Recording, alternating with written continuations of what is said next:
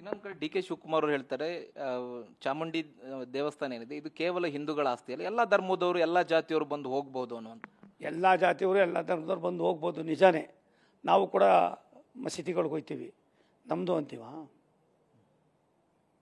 ಶಿವಕುಮಾರ್ ಅವರು ಚರ್ಚ್ಗೆ ಹೋಗ್ತಾರೆ, ಅವ್ರದ್ದು ಆಯ್ತದ. ನಾನು ಚರ್ಚ್ಗೆ ಹೋಗ್ತೀನಿ, ನಾವು ಅಂತೀವ. ನಮ್ಮ ಸಂಪ್ರದಾಯ ರೀ, ನಮ್ಮ ಪೂರ್ವಜರು ಈ ದೇಶಕ್ಕೆ ಕೊಟ್ಟಿರ್ತಕ್ಕಂಥ ದೊಡ್ಡ ಅಡಿಪಾಯ ಫೌಂಡೇಶನ್ನು. ಈ ಫೌಂಡೇಶನು ವಿಶ್ವದಲ್ಲಿ, ಭಾರತೀಯದಲ್ಲಿ ಇರ್ತಕ್ಕಂಥ ಫೌಂಡೇಶನ್ನು ಬೇರೆ ಎಲ್ಲೂ ಇಲ್ಲ. ಎಲ್ಲಿವರೆಗೆ ಈ ಫೌಂಡೇಶನ್ ಇರ್ತದೆ ಅಂದರೆ ಸೂರ್ಯ ಚಂದ್ರ ಇರೋ ತನಕನೂ ಇರ್ತದೆ. ಈ ದೇಶಕ್ಕೆ ಬಲಾಢ್ಯವಾದ ಒಂದು ಸಂದೇಶವನ್ನು, ಸಂಸ್ಕಾರವನ್ನು ಕೊಟ್ಟಂಥದ್ದು ಹಿಂದೂ ರಾಷ್ಟ್ರ. ಈ ರಾಷ್ಟ್ರವನ್ನು ಪ್ರತಿಯೊಬ್ಬರು ಪ್ರೀತಿಸುವಾಗ ಯಾವುದೋ ಒಂದು ಸಣ್ಣದಕ್ಕೋಸ್ಕರ ನೀವು ವೋಟ್ ಬ್ಯಾಂಕ್ ಮಾಡ್ಕೊಳಕ್ಕೆ ಹೋಗ್ತಿರಲ್ಲ, ಇದು ನಿಮ್ಗೆ ಒಳ್ಳೆಯದಲ್ಲ. ನಾನು ಶಿವಕುಮಾರ್ ಅವರೇ, ಇಲ್ಲಿವರೆಗೂ ನಿಮ್ಮ ಭಾಷೆಗಳನ್ನು ನೋಡಿದ್ದೀನಿ. ಮೊನ್ನೆ ತಾನೇ ತಾವು RSS ಇದನ್ನು ನಮ್ಗೆ ಭಾರಿ ಖುಷಿ ಆಯಿತು. ಒಬ್ಬ ಜಾತ್ಯತೀತ ನಾಯಕ ಅನ್ನಿಸ್ಕೊಳ್ಳೋಕ್ಕೆ ಏನೇನು ಬೇಕೋ ಮಾಡ್ತಾ ಇರ್ತೀರಿ. ಆದರೆ ದೇವ್ರ ಜೊತೆಯಲ್ಲಿ ಎಲ್ಲ ಒಂದು ಕಡೆ ಸಂಘರ್ಷ ಬೇಡ, ಇದು ನಿಮ್ಗೆ ಒಳ್ಳೆಯದಲ್ಲ. ಒಬ್ಬ ಸ್ನೇಹಿತನಾಗಿ ಹೇಳ್ತಾ ಇದ್ದೀನಿ, ದಯವಿಟ್ಟು ನೀವು ಏನು ಹೇಳಿದ್ದೀರಿ ಅದು ನೀವು ವಿತ್ಡ್ರಾ ಮಾಡಿದ್ರೆ ಒಳ್ಳೆಯದು, ಇಲ್ಲ ಇನ್ನು ಮುಂದಾದರೂ ಸ್ವಲ್ಪ ಗೌರವವಾಗಿ ಇದ್ಬಿಟ್ರೆ ಒಳ್ಳೆಯದು. ಅದನ್ನು ಬಿಟ್ಟು ಇಂಥದ್ದುಗಳಿಗೆ, ಈ ರೀತಿಯಾದ ಸೂಕ್ಷ್ಮತೆಗಳಿಗೆ ನೀವು ಹೆಚ್ಚಿನ ಆದ್ಯತೆ ಕೊಟ್ಟರೆ ಇದಕ್ಕೆ ಬೆಲೆ ತೆತ್ತಬೇಕಾಯ್ತದೆ. ಏನು ಕಡೆ ಧರ್ಮಸ್ಥಳದ ವಿಚಾರ ಕೂಡ ಹೆಚ್ಚು ಚರ್ಚೆ ಆಗ್ತಿದೆ.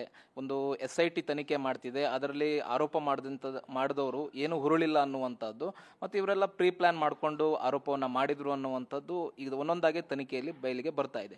ಮತ್ತು ನೀವು BJP ಅವರು ಕೂಡ ಹೋರಾಟಕ್ಕೆ ಮುಂದಾಗ್ತಾ ಇದ್ದೀರಿ. ನಿರಂತರವಾಗಿ ಧರ್ಮಸ್ಥಳಕ್ಕೆ ಯಾತ್ರೆ ಮಾಡಬೇಕು ಅನ್ನುವಂಥದ್ದು BJP ನಿರ್ಧಾರವನ್ನು ಮಾಡಿದೆ. ಇದ್ರ ಬಗ್ಗೆ ಏನು ಹೇಳ್ತೀವಿ? ನೋಡಿ, ಧರ್ಮಸ್ಥಳ ಸಾವಿರಾರು ವರ್ಷದ ಇತಿಹಾಸ ಇರ್ತಕ್ಕಂಥದ್ದು, ಹಿಂದೂಗಳಿಗೆ ಪವಿತ್ರವಾದ ಒಂದು ದೇಗುಲ. ಹಾಗಾಗಿ ಅದು ಎನ್ಕ್ವೈರಿ ಕಾನ್ಸ್ಟಿಟ್ಯೂಟ್ ಮಾಡಿದ ತಕ್ಷಣ ರಿಯಾಕ್ಷನ್ ಮಾಡಿದ್ದೀನಿ ನಾನು. ಮೆಕ್ಕಾ ಮದೀನಾದಲ್ಲಿ ಹೋಗಿ ಸಾಯೋರ ಬಗ್ಗೆ ನೀವು ಮಾಹಿತಿ ತಗೋತೀರಾ? ಏನು ವೆಲಾಂಗ್ನಲ್ಲಿ ಹೋಗಿ ಅಲ್ಲಿ ಸಾಯ್ತಾರೆ? ಇದು ಒಂದು ನಂಬಿಕೆ ಮೇಲೆ. ಕೆಲವರು ಪುನರ್ಜನ್ಮಕ್ಕೆ, ಮತ್ತು ಕೆಲವರು ಟೆನ್ಷನ್ಗೆ, ಮತ್ತು ಕೆಲವರು ನಂಗೆ ಸಾಕಪ್ಪ, ಇಂಥ ಅನೇಕ ಸನ್ನಿವೇಶಗಳು ಇದಾಗ್ತವೆ. ಆದರೆ ಧರ್ಮಸ್ಥಳ ಮಂಜುನಾಥ ಒಬ್ಬನೇ ಇಲ್ಲ, ಅಣ್ಣಪ್ಪನೂ ಇದ್ದಾನೆ. ದುಷ್ಟರನ್ನು ಶಿಕ್ಷೆ ಮಾಡ್ತಕ್ಕಂಥದಕ್ಕೆ ಅಣ್ಣಪ್ಪ ಸ್ವಾಮಿಯೂ ಕೂಡ ಅಲ್ಲೇ ಇದ್ದಾರೆ. ಮಂಜುನಾಥ, ಧರ್ಮಸ್ಥಳ ಯಾವುದೋ ಜನ್ಮದ ಪುಣ್ಯ ಕರ್ನಾಟಕದಲ್ಲಿದೆ. ಇದು ಉತ್ತರ ಭಾರತ ಎಲ್ಲ ದಕ್ಷಿಣ ಭಾರತ ಬೇರೆ ಬೇರೆ ಕಡೆ ಇದ್ದರೆ ಇದರ ಗಾಂಭೀರ್ಯತೆಯೇ ಇನ್ನೂ ಕೂಡ ಜಾಸ್ತಿ ಆಗ್ತಾಯಿತ್ತು. ಆದ್ದರಿಂದ ನಾನು ಇಷ್ಟು ಮಾತ್ರ ಹೇಳ್ತೀನಿ, ದಯವಿಟ್ಟು ನಾವೆಲ್ಲ ಭಕ್ತರು, ನಾವು ನಮ್ಮ ಕರ್ತವ್ಯ ಮಾಡಬೇಕಾದ ನಮ್ಮ ಧರ್ಮ. ಭಾರತೀಯ ಜನತಾ ಪಕ್ಷ ಹಿಂದುತ್ವದ ನೆಲೆಯ ಮೇಲೆ ನಾವು ನಮ್ಮ ಹೋರಾಟವನ್ನು, ನಮ್ಮ ಕೆಲಸವನ್ನು ಮಾಡ್ಕೊಂಡು ಬಂದಿದ್ದೀವಿ. ಅದು ಕೇವಲ ಭಾರತೀಯ ಜನತಾ ಪಕ್ಷದವ್ರಿಗೆ ಅಲ್ಲಿ ಧರ್ಮಸ್ಥಳದಲ್ಲಿ ಪ್ರವೇಶ ಅಲ್ಲ. ಕಾಂಗ್ರೆಸ್ನವರಿದ್ದಾರೆ, ಬೇರೆ ಬೇರೆ ಪಕ್ಷದವರಿದ್ದಾರೆ, ಎಲ್ಲರೂ ಹೋಗ್ತಾರೆ. ನಂಬಿಕೆ ಅನ್ನೋ ದೇವರನ್ನು ಇಟ್ಕೊಂಡು ನಾವು ಕೆಲಸ ಮಾಡ್ತಾಯಿದ್ದೀವಿ. ಆದ್ದರಿಂದ ಅದಕ್ಕೆ ನಾವು ಹೆಚ್ಚಿಗೆ ಪಕ್ಷ ವ್ಯವಸ್ಥೆ ಎಲ್ಲಕ್ಕಿಂತ ದೊಡ್ಡದು ದೇವರು, ದೇವ್ರಿಗಿಂತ ದೊಡ್ಡವರು ದೇಶ. ಈ ದೇಶದ ವ್ಯವಸ್ಥೆಯಲ್ಲಿ ರಾಷ್ಟ್ರದ ಪ್ರಧಾನಮಂತ್ರಿಗಳ ಒಂದು ಚಿಂತನೆ ಏನಿದೆ, ಇದಕ್ಕೆ ನಾವು ಕೈ ಜೋಡಿಸ್ಬೇಕಾಯ್ತದೆ.